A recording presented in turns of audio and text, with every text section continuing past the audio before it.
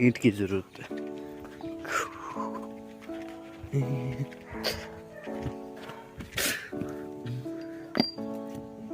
इसको ऐसे रखने का और इसके ऊपर थोड़ा सा यहाँ पर इस तरीके से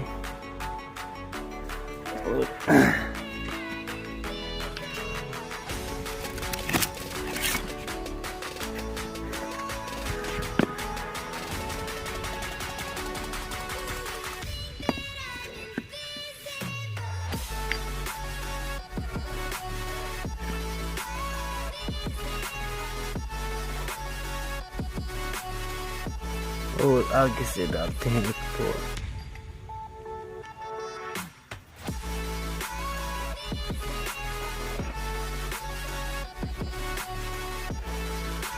और आगे ये रख लेते हैं इसके